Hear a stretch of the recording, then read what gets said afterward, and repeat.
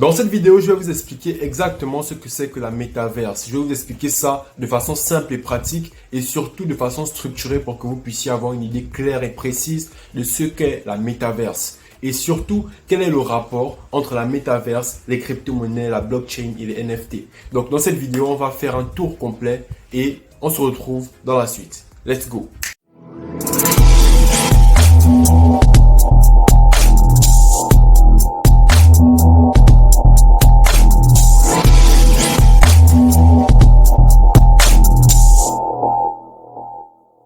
Bonjour à tous, bienvenue sur Crypto Afrique Future. Sur cette chaîne YouTube, on parle de crypto-monnaies en Afrique et on explique à toute la communauté comment les crypto-monnaies fonctionnent de façon simple et pratique. Donc si la thématique t'intéresse, n'hésite pas à t'abonner à la chaîne et surtout active la cloche de notification pour être informé de toutes les prochaines vidéos qui paraîtront sur cette chaîne. Alors aujourd'hui, comme je le disais dans l'introduction, on va parler de la métaverse. Et donc pour commencer, pour débuter, nous allons d'abord passer par la définition de ce qu'est un métavers. Alors pour commencer, vous avez certainement découvert le mot métaverse grâce à Facebook. Facebook qui a changé le nom de tout l'ensemble de ce groupe, Instagram, Facebook, WhatsApp, en Meta. Meta pour métavers. Et donc Meta, c'est pour dire au-delà. Et vers, c'est pour dire univers. Donc au-delà de l'univers. Et donc la métaverse, c'est un monde qui va au-delà de notre monde physique. C'est la possibilité de cohabiter entre le monde virtuel et le monde physique. Et donc, dans la suite, nous allons parler des caractéristiques d'un métaverse. Parce qu'il y a beaucoup d'entreprises aujourd'hui qui se lancent et qui disent qu'ils ont des mondes virtuels qui sont des métaverses. Alors qu'en fait, la métaverse n'existe pas encore. Du moins, pas concrètement. C'est-à-dire qu'il y a beaucoup de choses technologiques qu'il n'y a pas encore pour permettre à ce que la métaverse soit le plus réel possible. Quand je parle de réel possible, c'est-à-dire que la métaverse, c'est concrètement la possibilité, lorsque vous êtes dans un monde virtuel, d'avoir l'impression que vous êtes dans un monde réel. Ça veut dire que vous ne devez pas pouvoir faire la dissociation entre le monde physique et le monde virtuel. Et concrètement, un métavers, c'est la possibilité pour un monde virtuel de donner à notre cerveau l'illusion que nous sommes dans un monde réel. Et donc, du coup, c'est ça qui n'est pas encore réalisable, possible, parce que nous avons encore des contraintes. Par exemple, si vous êtes dans un monde virtuel et que vous avez un casque de réalité virtuelle, vous avez toujours des sensations physiques que vous n'allez pas ressentir dans ce monde virtuel-là. Et donc, du coup, il n'y a pas une immersion totale. Voilà pourquoi, en fait, côté technologie, on n'est pas encore arrivé à ce niveau-là, à ce niveau de réalisme.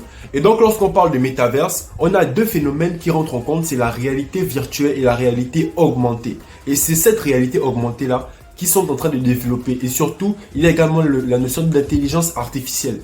Et donc, lorsqu'on va parler des caractéristiques d'un métavers, on va voir que justement, plein de projets aujourd'hui qui existent et qui disent qu'ils sont des métavers ne respectent pas tous ces critères parce que justement, technologiquement, nous ne sommes pas encore à ce niveau. Mais la métaverse, c'est quelque chose qui, dans les prochaines années, sera certainement susceptible d'être le futur d'Internet. Alors concrètement, pour qu'un monde virtuel soit nommé métaverse, il faut qu'il respecte 5 critères indispensables. Et c'est ces 5 critères-là qui vont permettre à ce que l'on puisse avoir ce sentiment d'immersion totale dans un monde virtuel. Normalement, lorsque vous êtes dans un métavers, pour ce qui est prévu du moins, vous n'allez pas avoir besoin, par exemple, pour interagir avec le monde physique, de vous déconnecter. Admettons que vous êtes dans un casque de réalité virtuelle. Si, par exemple, vous voulez faire un achat, vous allez enlever votre casque et ce que vous allez faire, c'est que vous allez aller faire l'achat dans le monde physique. Alors que dans le métaverse, il n'y aura plus besoin d'enlever le casque, par exemple. Si c'est un casque ou si c'est une lunette, vous allez simplement interagir avec le monde physique tout en restant dans le monde virtuel. Les gars, c'est vraiment fou. En mode, imagine, tu es chez toi et puis tu as faim. Et puis tu commandes dans le monde virtuel, tu commandes un KFC, par exemple. Et c'est dans le monde physique qu'on vient te livrer. Tu imagines un peu. Et dans le monde virtuel, on te prévient, par exemple, que voilà, vous pouvez enlever votre casque parce que le livreur est devant la porte. Imaginez un peu le truc. Tu veux commander un truc de façon physique, mais tu passes par le métavers pour commander ça depuis KFC par exemple, et KFC te livre chez toi de façon physique, tu vois. Ce sera possible de cohabiter comme ça ici, c'est carrément ouf. Alors la première caractéristique d'un métavers, c'est que pour être dans un métavers, il faut avoir un avatar. Un avatar qui est calqué sur notre identité. Ça veut dire que lorsque vous êtes dans un métavers, ce n'est pas avec votre corps physique, mais c'est avec un personnage, un avatar que vous aurez créé. Et cet avatar-là va vous permettre d'interagir dans ce monde virtuel-là. Donc ça veut dire que lorsque vous aurez un jeu, par exemple un jeu métavers, vous n'aurez pas besoin de créer un personnage ou de représenter un personnage qui est déjà existant dans le jeu. Vous allez vous-même être le personnage qui va interagir, faire les missions ou pour interagir dans le monde virtuel en question. Donc du coup, un métavers, c'est ça. Vous n'allez plus avoir besoin, par exemple, d'entrer une adresse email, mais par contre, vous allez rentrer votre identité, c'est-à-dire que rien que le fait, c'est quelque chose qui pourrait arriver, rien que le fait de vous connecter avec votre empreinte digitale ou avec votre regard, ou simplement le fait que lorsque l'appareil est sur vous, l'appareil ressent que c'est vous qui êtes possesseur, qui détenez l'appareil, l'appareil reconnaît automatiquement votre identité et là, vous pouvez interagir dans le métavers avec votre personnage que vous avez créé et qui incarne votre personne. Le deuxième élément fondamental, c'est une immersion. Une immersion, comme je disais tout à l'heure, c'est vraiment l'immersion totale qui fait le métavers. Parce que si vous avez, tout en étant dans le monde virtuel, l'impression d'être dans un monde virtuel, vous n'allez pas réellement être dans un métavers. Un métavers a pour ambition de faire en sorte que lorsque vous êtes dans ce monde virtuel-là, vous n'avez aucune impression d'être dans un autre monde. Vous avez l'impression d'être dans un monde physique, d'être dans un monde réel. La seule chose qui vous permet de savoir que vous êtes dans un monde virtuel, c'est le fait que tout est quasiment possible à l'intérieur de ce monde. Donc, c'est un peu ça, vraiment l'idée derrière le métavers. Il faut que la réalité dans laquelle vous êtes soit une réalité vraiment réelle. Il ne faut pas que ce soit une réalité qui se dissocie de la réalité que vous connaissez dans le monde actuel. Donc, du coup, c'est ça. Il faut une immersion totale. Il faut une réelle immersion pour parler de métavers. Le troisième élément pour parler de métavers, c'est justement au niveau de l'économie. Il faut bien que dans un métavers, vous puissiez interagir sur le plan économique, faire des achats, acheter des choses, faire des virements bancaires, etc., etc. Il faut vraiment que dans le métavers, vous soyez comme dans le monde physique financièrement. Si vous voulez acheter quelque chose dans un magasin, vous allez au magasin et vous achetez ça avec de la monnaie virtuelle. Et donc, du coup, c'est là contre les crypto-monnaies parce que on ne pourra pas faire des échanges avec des monnaies fiat dans un métavers, c'est pas possible.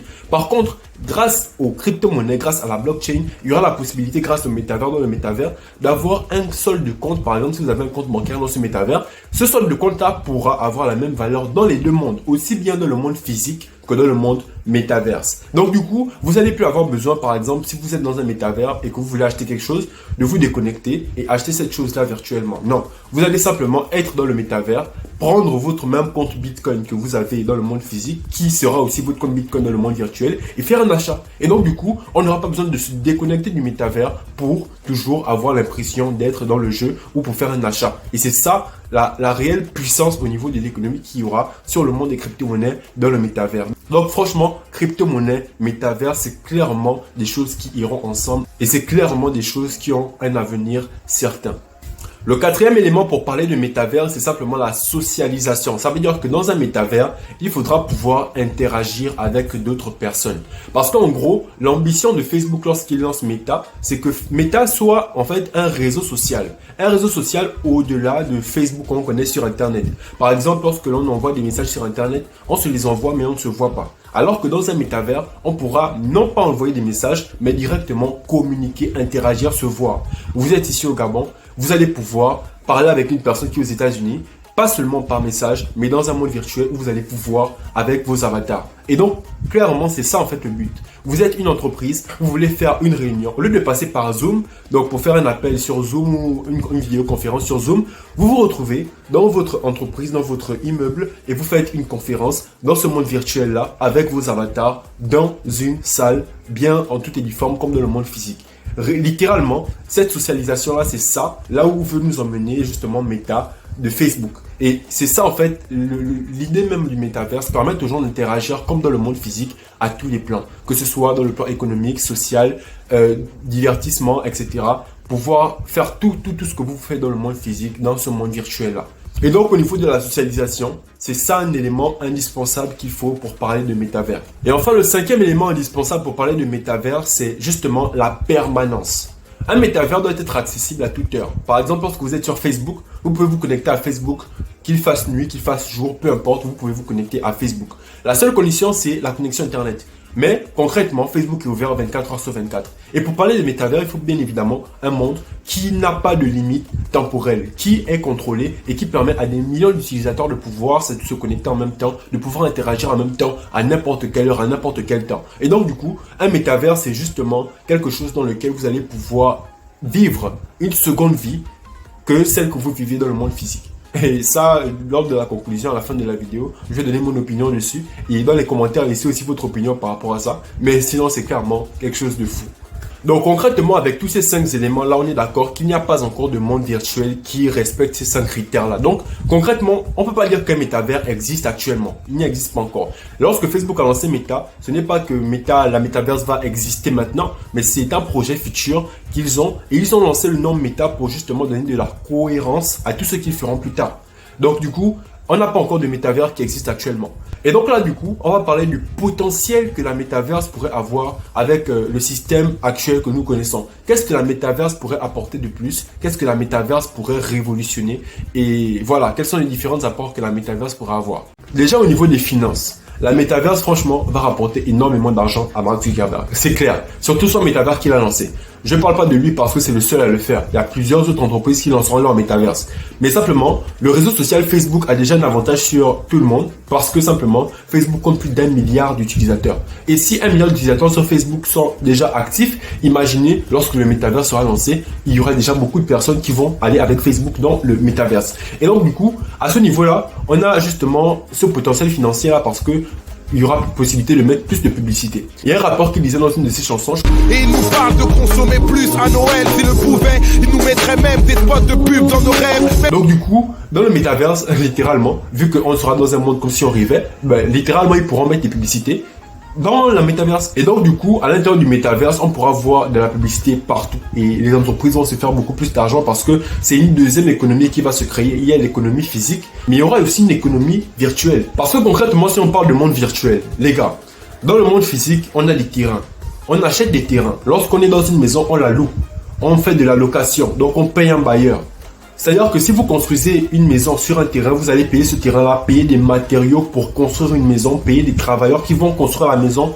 Dans le métavers, ce sera pareil.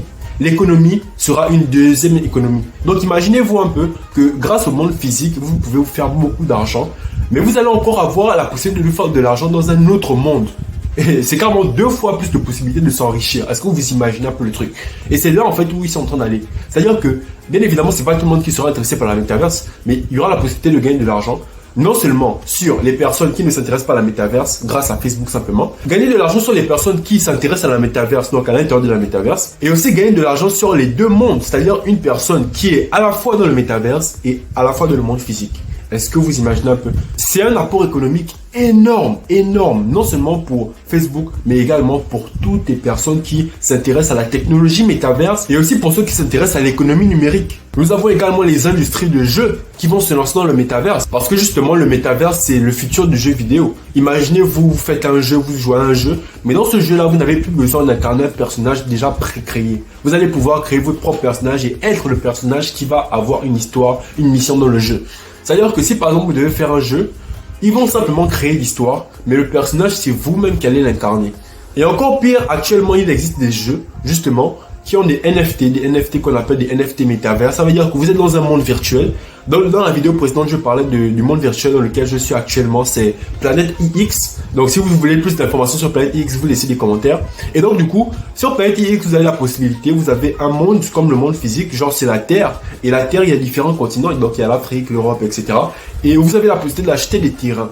Et lorsque vous achetez des terrains et qu'il y a des joueurs qui vont venir jouer, il faudra que ces joueurs-là se logent, s'habitent, s'abritent, etc.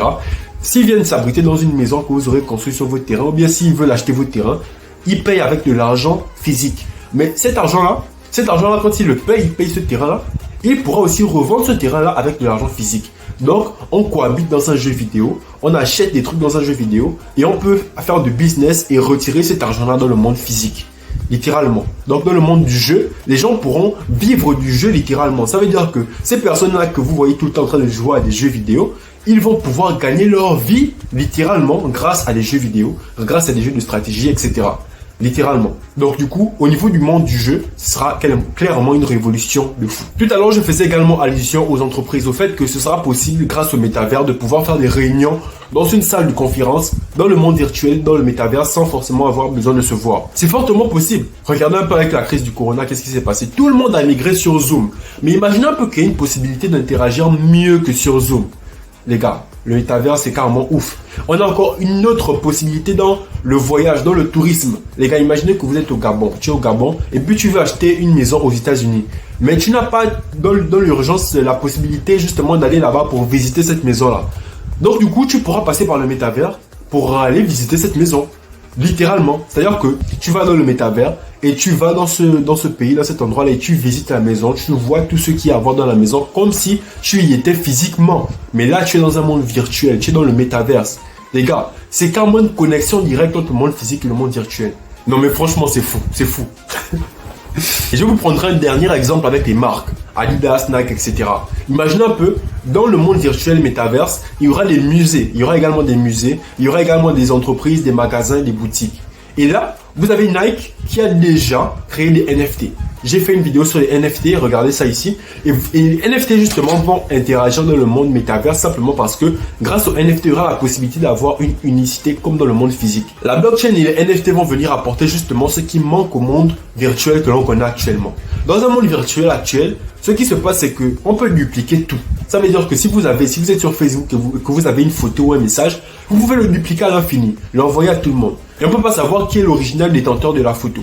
Par contre, si vous avez une babouche, si vous avez un téléphone, si vous avez une bouteille d'eau, vous ne pouvez pas dupliquer cette bouteille d'eau là dans le monde physique. Vous pouvez pas, si vous avez un papier, mais vous ne pouvez pas dupliquer ce papier dans le monde physique. Et si vous faites des photocopies, on pourra clairement identifier que ce papier-là, il n'est pas l'original et que ça, c'est une photocopie. Donc, du coup, il fallait bien quelque chose qui permettrait d'avoir cette même identité, cette même rareté, unicité dans le monde virtuel métavers. Et grâce aux NFT, c'est possible. Et lorsque vous regardez la vidéo sur les NFT, vous allez clairement comprendre pourquoi c'est possible. Et donc, du coup, vu qu'il y aura la possibilité d'avoir une certaine unicité, les marques vont justement créer des chaussures NFT. Et ces chaussures NFT pourront être portées par vous, par exemple. Si vous voulez, vous allez dans un magasin, vous achetez votre NFT, votre chaussure que vous portez, vous pourrez vous habiller avec des habits de marque, des habits de luxe, donc des NFT que vous allez acheter. Et vous savez par exemple que si l'entreprise Adidas ou Nike dit que voilà, nous avons sorti une chaussure, un NFT, il n'y a que 100 exemplaires possibles. Grâce à la blockchain, vous êtes sûr qu'il n'y a que 100 exemplaires de ces chaussures-là possibles.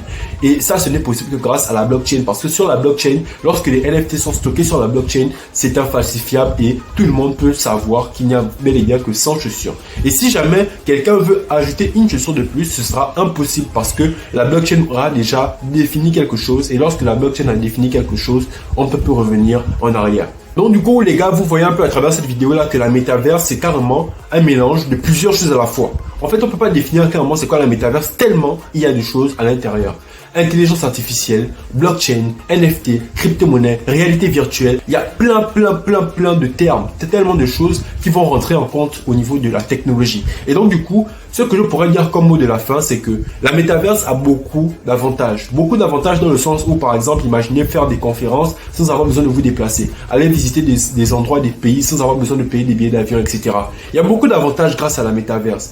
Mais également, il y aura la possibilité que beaucoup de personnes qui ne se sentent pas à l'aise dans le monde physique vont trouver refuge dans le monde virtuel et peut-être passer le restant de leur vie dans un monde virtuel en oubliant de se prendre en main dans le monde physique. Et ça, c'est certainement un inconvénient. Mais il faut comprendre que la métaverse, c'est un outil. C'est un outil tout comme un couteau, tout comme une pioche. Un couteau, vous pouvez l'utiliser pour préparer. Une pioche, vous pouvez l'utiliser pour racler la terre. Mais vous pouvez également utiliser tous ces outils-là pour tuer quelqu'un. Et donc, du coup, la métaverse va dépendre simplement de notre usage. C'est notre usage qui va déterminer de si la métaverse, c'est quelque chose de bien ou pas. Donc du coup, c'est à nous, les êtres humains, de prendre conscience de ce qu'il y a comme enjeu. Mais tout ce qu'on pourra dire ne va rien changer. Le monde est en train d'aller vers ça et il faut qu'on s'y adapte. Alors ce que je dirais, c'est que cherchons réellement à nous former par rapport à ces différentes technologies-là. Et sur cette chaîne, je suis là pour ça, pour permettre aux gens d'avoir accès facilement à la compréhension d'une technologie complexe. Et donc du coup, tout ça, on expliquera ça toujours sur cette chaîne, que ce soit la métaverse, blockchain, crypto-monnaie, etc.